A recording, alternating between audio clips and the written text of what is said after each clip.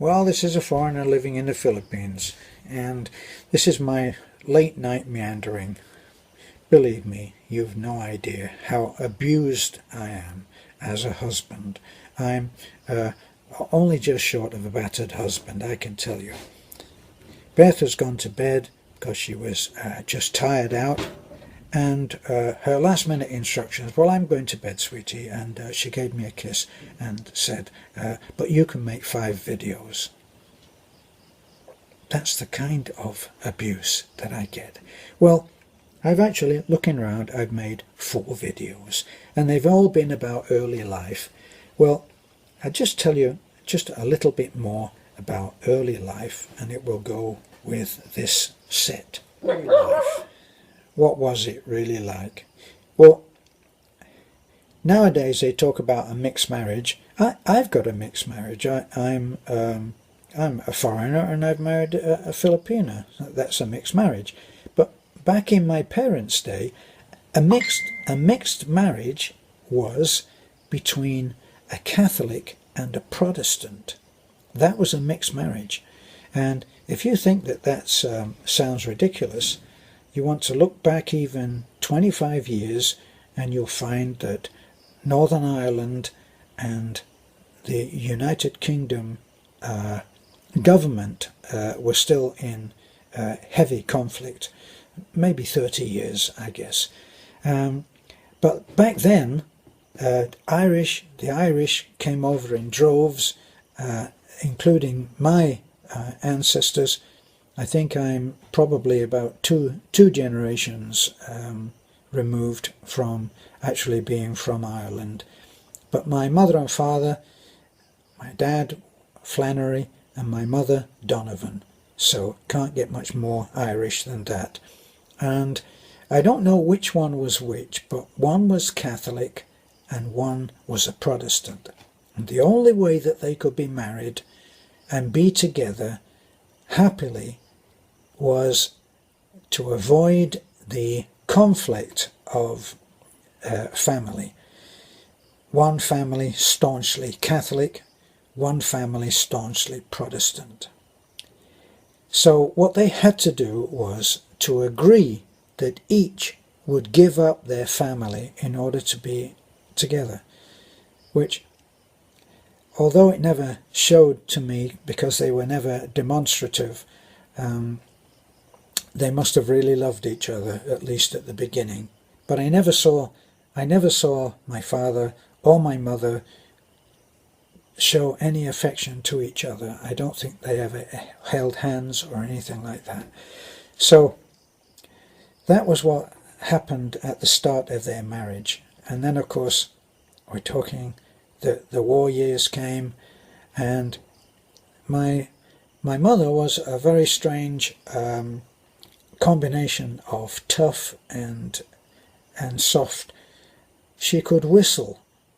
Imagine that, a woman who can whistle real good.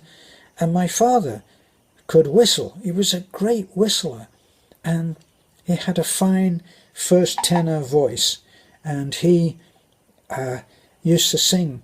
He used to sing the only song I ever heard him sing, and that was the one that he used to sing to me. And it was a beautiful, sweet voice that he had. So he used to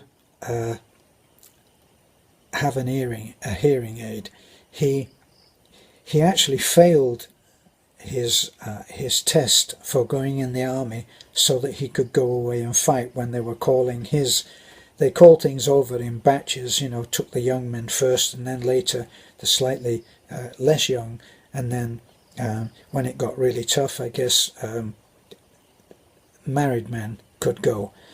Well, I remember that he went to enlist, and he went to enlist in the army to go to war, and we were expecting that he would go and we would maybe lose him. Well, as it happened, he came back very, very depressed and dejected, and it turned out that when he got the paper from his tests, he did his medical, and he got the paper, and it said on the paper that he had TB. Now, TB in those days was a death sentence, so it was nothing to be happy about that he hadn't gone into the army, because we were going to lose him. My mother was a little bit more level-headed in some ways. She was the real power of the family, and she said, "Let me see the paper." And she took the paper from his hand, and he had his head in his hands and was in real bad spirits, thinking he was going to die. And she looked at the paper and she said, "You silly sod, this isn't your paper. They've given you the wrong paper. Go back." So now it's a roller coaster. He picks up the piece of paper and he ran all the way back to the recruiting centre. It turned out he failed anyway, because, I don't know, he had bronchitis, which at least wasn't a killer, but he didn't get to go in the army. So that was, he got saved. Well, it was a real up and down marriage, I can tell you. And as a child, I learned that children do get badly affected by watching their mother and father really go at it. I never saw him strike my mother, but he did get violent with me. But I only really remember one where my mother had to get in between us and stop him from possibly from killing me. But other than that, he was a good man. He was but as his deafness gradually increased and increased, he got a hearing aid which was totally inadequate in those days, and he used to have a hearing aid with something that looked the size of a bottle top stuck in his ear.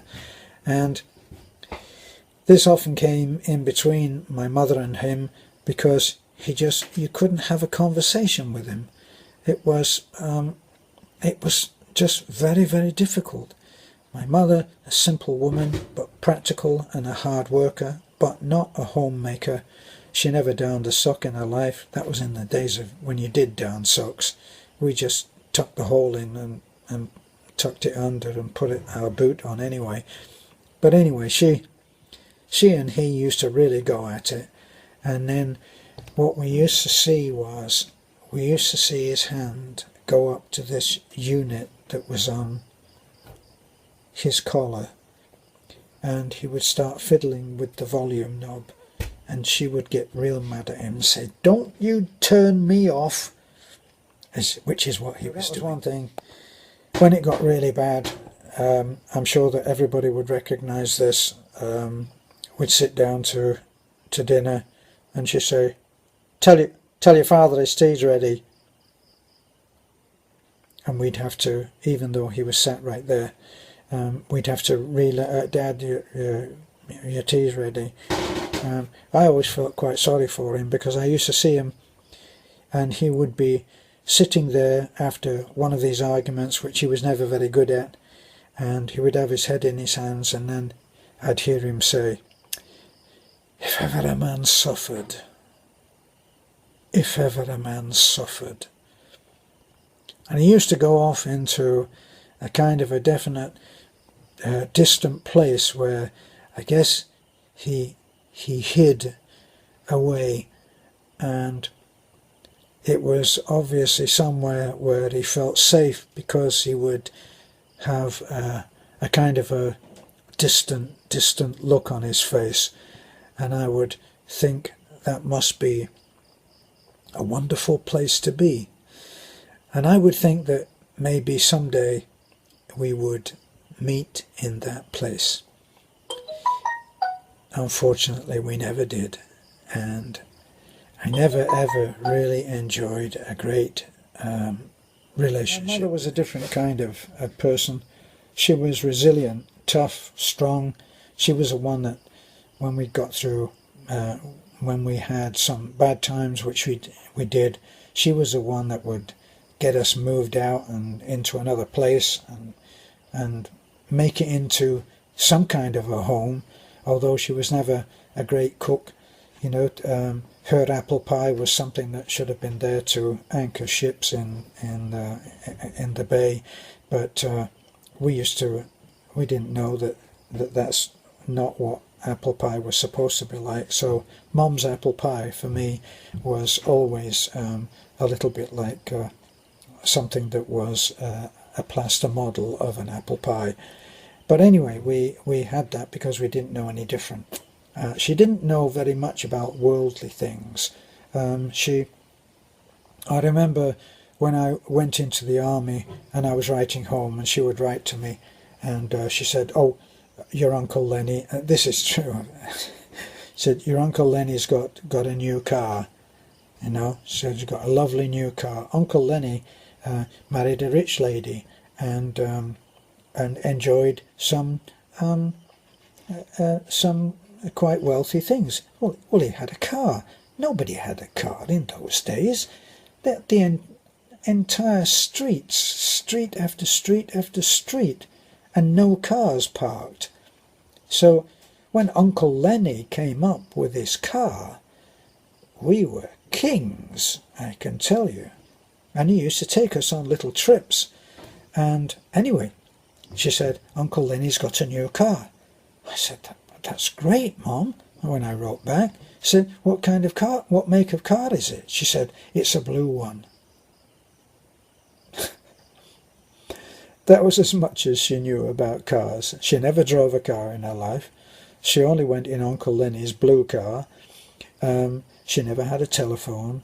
She never had a telephone in her house, I don't think. She thought that taxis were just beyond luxury. Us people don't have taxis, and she would actually be very surprised if anybody had a taxi. Anyway, back in those days, her idea of discipline, apart from giving me what she called a clout round the ear, she would take me to see Father O'Reilly, who you've heard about in another video. And Father O'Reilly, we would go down to where the priests had their little place where they lived, which was very luxurious actually to us. Anyway, we would go in there if I'd been misbehaving, and we'd pull on a chain that was like a wrought iron chain, and it would ring a bell inside, and somebody would come and open the door, and it would be explained that we'd come to see Father O'Reilly. So we'd be led into a very musty, smelly waiting area in the hall. And eventually Father O'Reilly would come out. And Father O'Reilly was a big, burly Irishman, speaking with an Irish brogue. "Ah, Terry, Terry, Terry, what have you been doing?" And then he would give me his speech in that sing-song voice. And